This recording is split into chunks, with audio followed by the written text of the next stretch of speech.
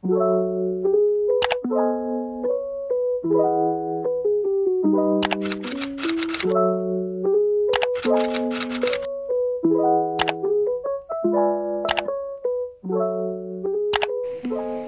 day everyone, I am Priyan Patrin Spailado, a Level 1 nursing student at the University of the Visayas.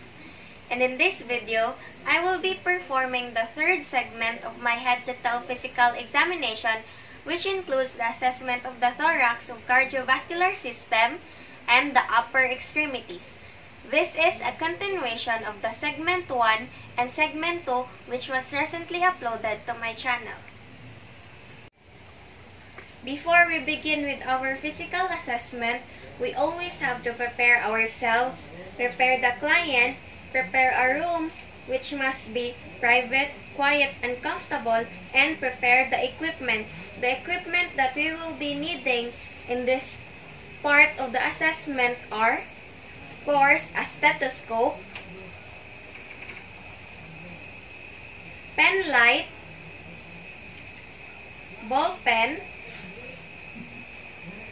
hot and cold water in a glass, paper clips, cotton swab, and any object, which I prepared a key and a checklist for the documentation. We also have to prepare preferably a tuning fork and a reflex hammer for this assessment. All of this equipment must be placed near the patient or at the bedside table to make it more convenient for us to carry out the physical assessment. Now, I will be performing the third segment of my head-to-toe physical examination, which includes the assessment of the thorax of cardiovascular system and the upper extremities. Prior to the assessment, I have to introduce myself to the patient. Good morning, Ma'am Jenny. I am your student nurse, Priyan, and today I will be assessing your thorax and your upper extremities. I may be touching and feeling your chest, your forearms, and your hands. Is that okay with you, Ma'am? Yes, ma'am. Okay, Ma'am. Thank you. Now, to begin with assessing the cardiac aspects of the thorax, we first put the client or the patient into a semi-Fowler's position, and then we move to the right side of the patient. Now, we proceed with inspection. We check for the apical pulse. We inspect the 4th and 5th intercostal space at the mid-clavicular line.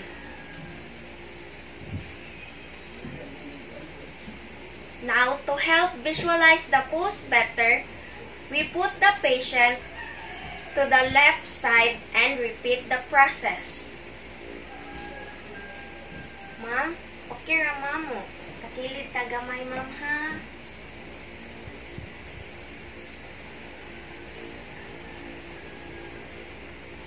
Okay. Now, remember, almost half of the patient, the apical pulse is not visible. Now, we palpate the apical pulse.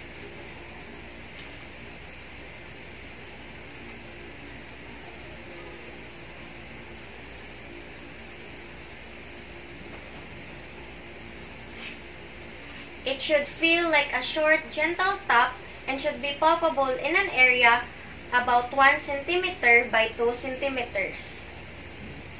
Now, using the ball of my hand, I will systematically palpate the heart's borders in the sternoclavicular area, aortic area,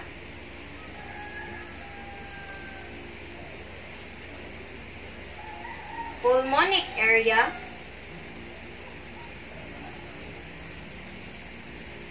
and left ventricular area. We take note of any lips, heaves, or vibrations. Now I will auscultate for heart sounds using the diaphragm and the bell of the stethoscope. As I auscultate, I will determine the heart rate and rhythm and listen for normal heart sounds S1 and S2. I will be auscultating in a systematic pattern. Starting at the right second intercostal space close to the sternum.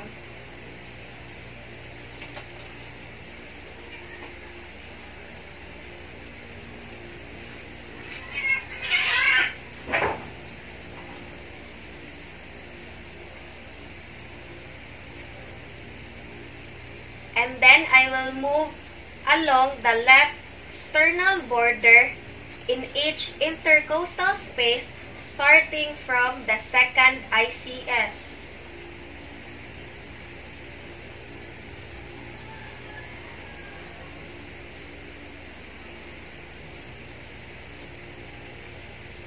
And then to the third ICS.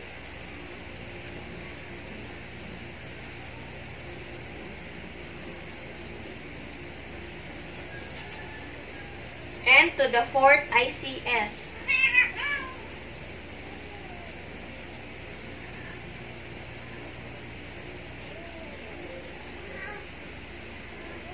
And to the fifth ICS.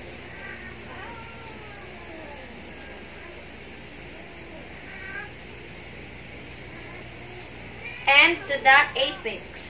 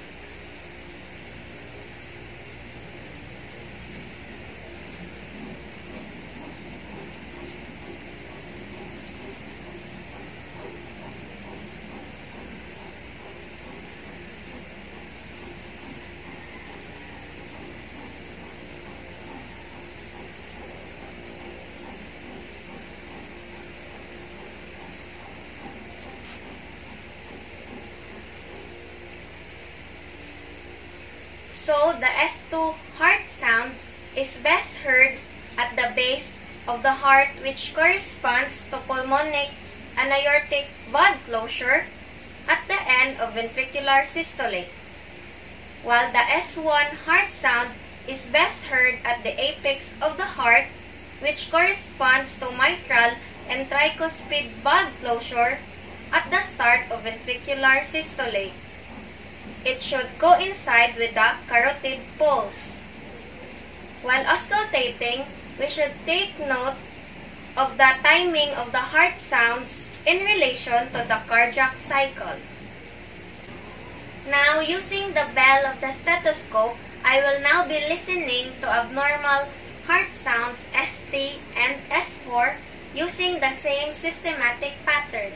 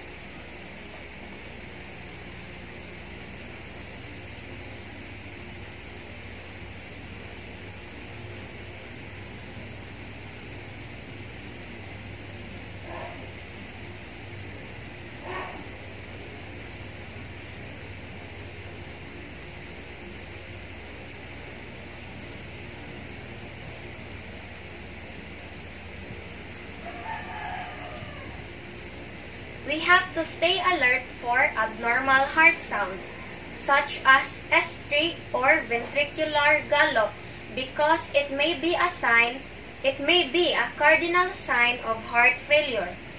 And S4 or summation gallop results from vibration caused by forceful ejection of blood from the atria into the ventricles that expands less than they should.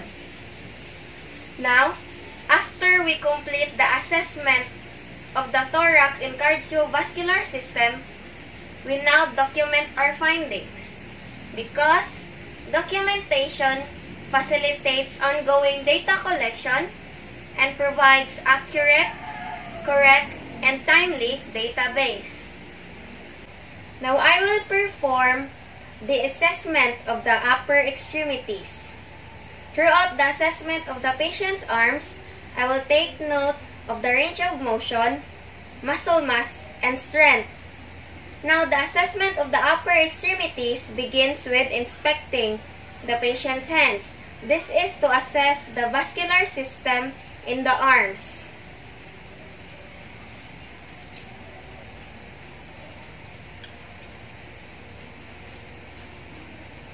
So, the patient's hands should feel warm and I should not detect edema or lesions. Next, check capillary refill time. To do this, we depress a nail bed until it blanches, then quickly release the pressure.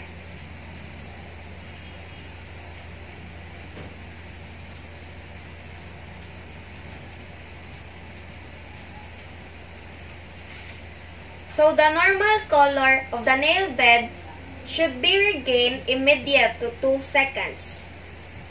Next, we palpate the brachial and radial pulse.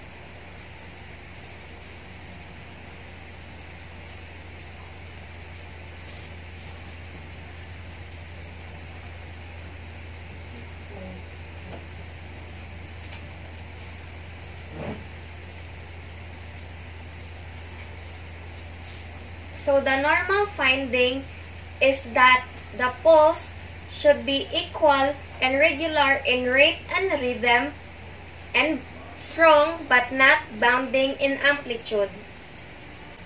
We continue the assessment by evaluating the arm sensory function and following some guidelines. First is to have the patient keep her eyes closed. Second is to scatter the stimuli. Third is to vary the pace. Fourth is to compare proximal and distal areas. Fifth is to compare both sides of the body. And lastly, map areas of sensory loss.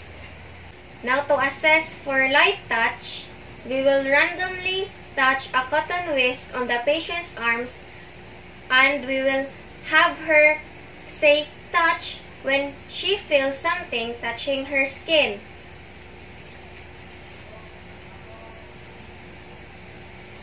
Okay, Ma'am Jenny, I want you to close your eyes and I want you to say touch when you feel something touching your skin. Touch, touch, touch, touch, touch, touch, touch. Okay. The normal finding is that the patient should be able to correctly and accurately identify the area being touched. Next, assess for pain sensation. So I have here a paper clip with a sharp end and a dull end. This is to test the sharp and dull sensation of the patient. Okay, Ma'am Jenny, I want you to close your eyes and I want you to say, to identify rather if you feel something dull or sharp touching your skin. Sharp,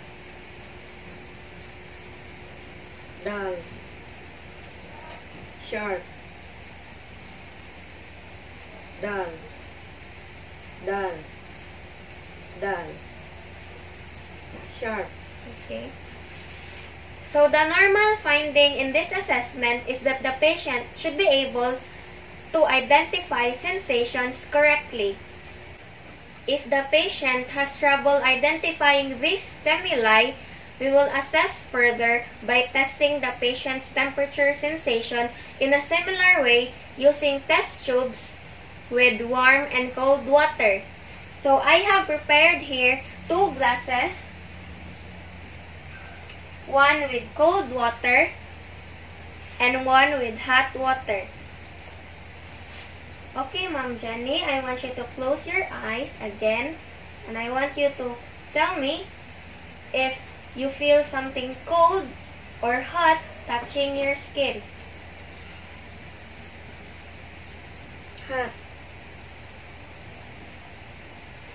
cold, cold,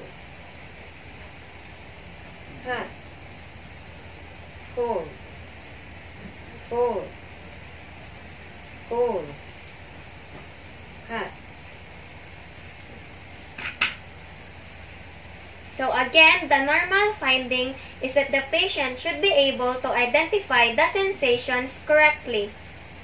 Now let's test the patient's vibration sensation using a tuning fork. So disclaimer, since I don't have a tuning fork, I will be using a pen light assuming that this is a tuning fork.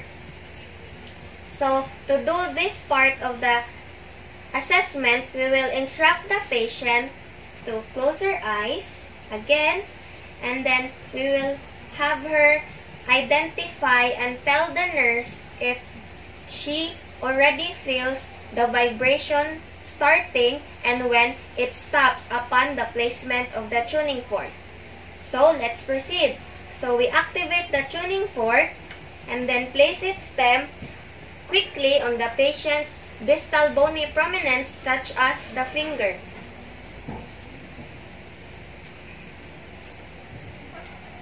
And then we repeat this process on the other hands.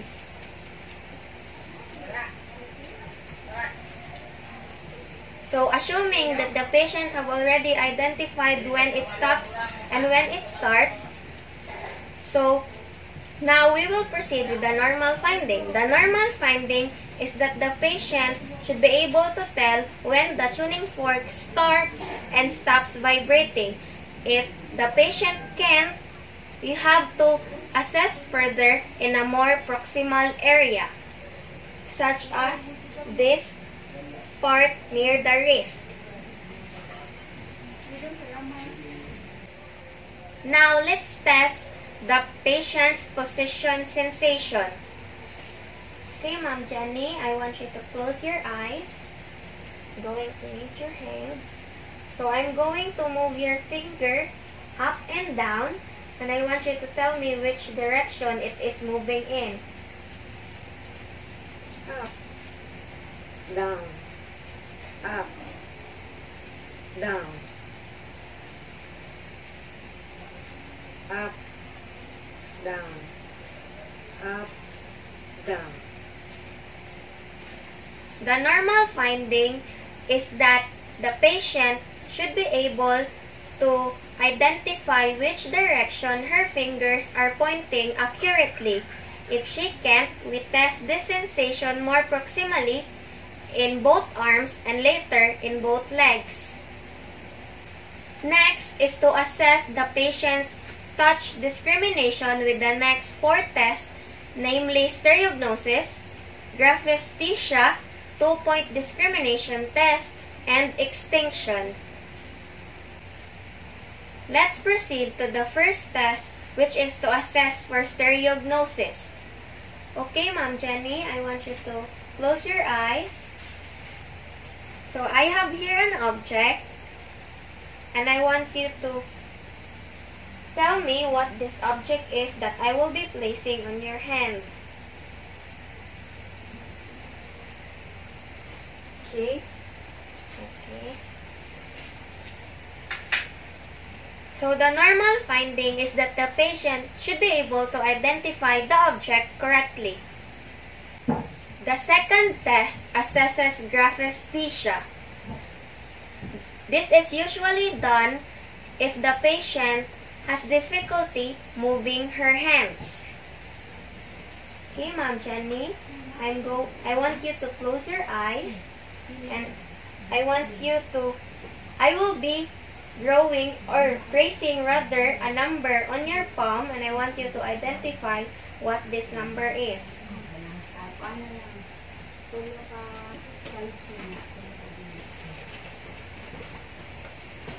8. So, the normal finding is that the patient should be able to identify the number correctly. The third test assesses 2-point discrimination. To do this, we randomly touch 2 sharp objects in the patient's fingertips and then gradually decrease the distance of the 2 objects. And then, we take note in the distance in which the patient can no longer perceive 2 separate points. So, I have here 2 paper clips with sharp ends. Okay, Ma'am Jenny, I want you to close your eyes again.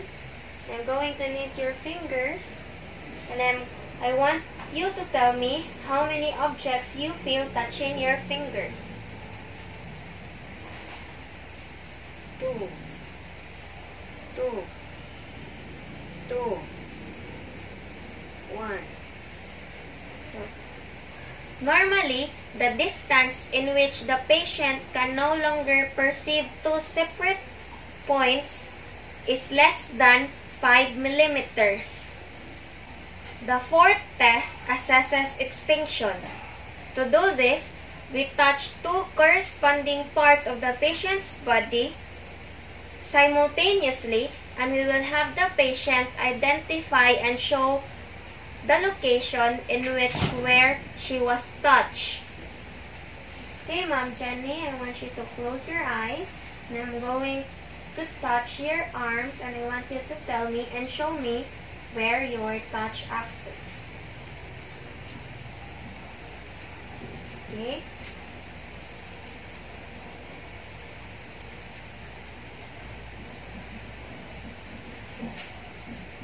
So, the normal finding is that the patient should be able to feel both touches and identify the location accurately. Now, we test the motor function by assessing the deep tendon reflexes. For each test, we will have the patient relax her arms and remember to grade the reflexes on a scale of 0 if the reflex is absent to 4 if the reflex is hyperactive. Now let's start by testing the biceps reflex using a reflex hammer. Disclaimer, since I also don't have a reflex hammer, I will still be utilizing this pen light, assuming that this is a reflex hammer for this part of the assessment. So to do this, we are going to place the thumb on the patient's biceps tendon. And then we are going to strike the thumb with the reflex hammer. Normally, this causes the forearm to flex. Next is to test the triceps reflex. To do this, we support the patient's arm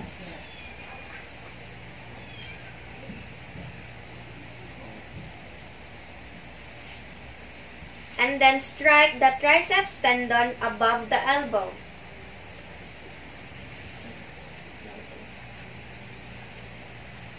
So, this should elicit forearm extension. Now we test the brachial radialis reflex. To do this, we strike the forearm 2 to 3 centimeters above the radial styloid process.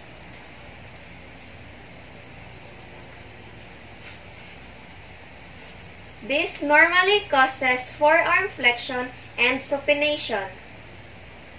Now finally, we're going to assess the cerebellar function of the arms to assess rapid alternating movements. Okay, Ma'am Jenny, I want you to pat your knees with your palms facing upward. And then face downward, upward. And then I want you to gradually increase the speed of your movement. Okay, thank you, Ma'am. The normal finding is that the patient's movement should be coordinated and equal. Now, Ma'am Jenny, I want you to touch your thumb to each of your fingers of the same hand in a reverse direction and gradually increasing speed. Okay? So the normal finding is that the patient should be able to do these rapid skill movements quickly and accurately. Now we move on with assessing the point-to-point localization using the finger-to-finger test. Okay, Ma'am Jenny, I want you to touch my finger with your finger, then touch your nose. Then touch my finger, then touch your nose. Touch my finger, and touch your nose. The normal finding is that the patient's movement should be smooth and accurate. Now we perform the finger-to-nose test. Okay, Ma'am Jenny, I want you to close your eyes. I want you to stretch out your arms. And I want you to touch your nose with one of your index finger. Okay, back. And then the other index finger, then back. Then I want you to gradually increase the speed of your movement. Okay, then the other, and the other. Okay? So the normal finding is that the patient's movement should also be smooth and accurate. So after we complete the assessment of the upper extremities, we then proceed with documentation. Because documentation facilitates ongoing data collection and provides correct, accurate, and timely database. And that ends the segment 3 of my head-to-toe physical examination. Thank you for watching and stay tuned for more segments.